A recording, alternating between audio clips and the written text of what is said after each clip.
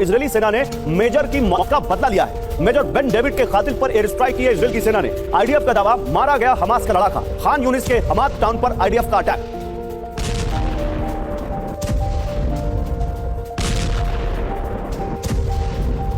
तो खान यूनिस में आईडीएफ का विध्वंसक ऑपरेशन हुआ है। आईडीएफ के हमले में मारे गए 20 हमास लड़ाके। आईडीएफ ने एक विध्वंसक ऑपरेशन चलाया खान यूनिस में, जिसमें 20 हमास लड़ाके मारे गए। हवाई हमले के साथ ग्राउंड ऑपरेशन कर रही है इजरायल की डिफेंस फोर्सेस। छिपे हमास लड़ाकों को ढूंढकर निशाना बना रहे हैं।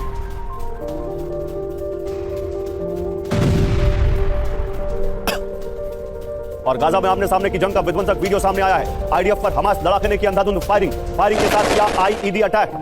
गाजा में आमने सामने की जंग का यह विध्वंसक वीडियो। हमास लड़ाके ने आईडीएफ पर अंधाधुंध फायरिंग की और आईईडी अटैक भी किया। आईडी ब्लास्ट से इजरायली सैनिक की मौत हो गई। और इजरायल में फिर महाविध्वंस करेगा हमास। 7 अक्टूबर जैसा नरसंहार फिर कर सकता है हमास। रमजान में विध्वंसक हमले बढ़ाएगा हमास, यह जानकारी आ रही है। अल कस्साम ब्रिगेड ने विध्वंसक हमले की कसम खाई है। फिलिस्तीनियों की कीमत पर हमले कर रहा है हमास, यह मुसाद ने कहा है। तो अक्टूबर जैसा नरसंहार फिर, हमास की धमकी। इजरायल पर बहुत बड़े हमले की फिराक में है हमास एक बार फिर से। इजरायल में 7 अक्टूबर जैसा नरसंहार फिर कर सकता है हमास। रमजान में विध्वंसक हमले बढ़ाने का ऐलान किया गया है। फिलिस्तीनियों की कीमत पर हमले कर रहा है हमास। युद्ध रोकने की बजाय मिडिल ईस्ट को भड़काने में लगा हुआ है हमास।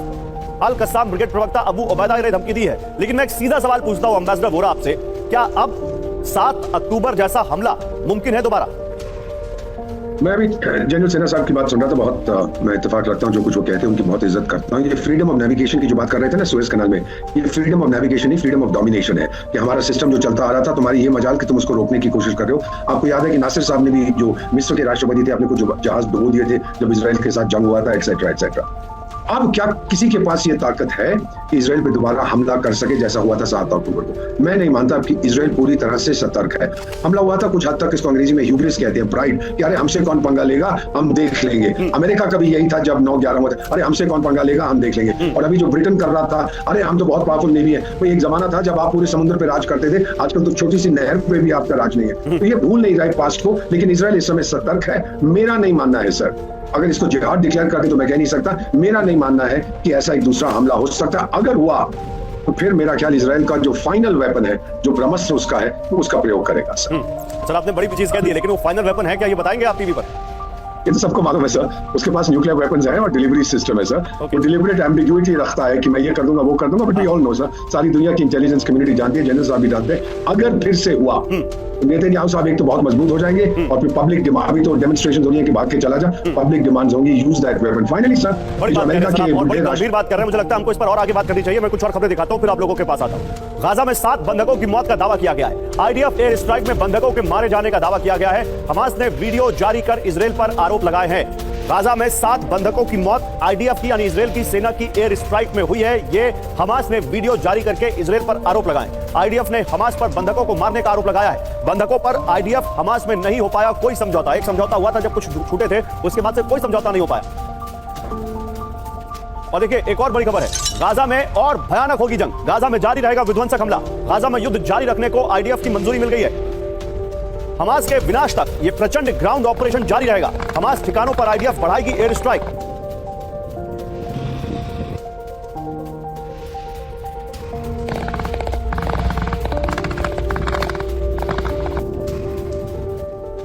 तो हमास का महाविनाश, आईडीएफ का महाप्रण, आइए आपको दिखाते हैं। हमास के खात्मे तक जारी रहेगा विध्वंसक हमला, यह आईडीएफ का प्रण है। गाजा में युद्ध जारी रखने की योजना को आईडीएफ की मंजूरी मिल गई है। आईडीएफ यानी इजरायल डिफेंस फोर्सेस। बंधकों की रिहाई और गाजा से हमास के हटने पर सीज फायर होगा। आईडीएफ चीफ हर्जी हलेवी ने दक्षिणी कमान चीफ के साथ बैठक की। शिन बेट आंतरिक सुरक्षा चीफ रोनेन बार की मौजूदगी में भी यह फैसला हुआ है। तो ये जो बार बार ये कहा जा रहा है जनरल सिन्हा कि हमास के फुल एंड फाइनल तक हमारा ये युद्ध जारी रहेगा। जैसे मैंने पूछा ना कि क्या दोबारा रमजान में वैसा हमला हो सकता है, मैं वैसा ही सवाल पूछता हूं, क्या इजरायल हमास का फुल एंड फाइनल कर सकता है? देखिए उनका अपना आकलन है, और वो आकलन है 1 साल का। ये जो लड़ाई कोई कहते थे ना कि कुछ चंद वीकों की लड़ाई है। हाँ। हमास पूरे के पूरे गाजा स्ट्रिप को, जब भी आप पूरा केवल ये 21 किलोमीटर बाय 10 किलोमीटर का, इसको क्लियर करने में उनका आकलन है 1 साल लगेगा। और इस साल में क्योंकि मेजर जो ग्रेविटेट हुआ है रफा के अंदर में, देखिए वहां 23 लाख लोग रहते हैं, उसमें से 17-18 लाख लोग वहां पहुंच चुके हैं। और ये कहते थे कि उनकी संख्या बढ़ा दी है। आपने एक बहुत बड़ी बात कही थी कि अल कस्साम ब्रिगेड अभी भी चिंता है और वो करेगा। देखिए ये टेररिस्ट ऑर्गेनाइजेशन है, कुछ भी कर सकते हैं। और वो क्या क्या किया था 7 अक्टूबर को, क्या अचीव किया था? रेप किया था, जाके मारे थे उन निहत्तों को। वो ये कहीं भी कर सकते हैं ये लोग, मगर ये चीज नहीं है। आप इजराइल को समझ लें, वो absolutely determined, I am very clear about it. देखिए, और अमेरिका उनको छूट दिया जा रहा है, क्योंकि अमेरिका कह नहीं सकता और पूरा वेस्ट इसके पीछे है। देखिए, इजराइल ही एक फ्रंटलाइन स्टेट है, पूरे वेस्ट एशिया में वो उसको कंट्रोल करके रखता है। नहीं तो वेस्ट एशिया दूसरे वहां पर जो भी उनके एलाइज थे, देखिए जो कहते हैं ना मिडिल ईस्ट के एलाइज हैं, जो अरब कंट्रीज हैं, वो कोई भी तो अलाउ नहीं करते हूती पे भी अपने बेसिस को यूज करने के लिए, क्योंकि अरब वर्ल्ड के अंदर भी इतनी डिवाइड है और इतना ज्यादा है, उनको खुद का अपना ही, चाहे सऊदी अरेबिया क्यों ना, खतरा है, अपने लोगों से खतरा है।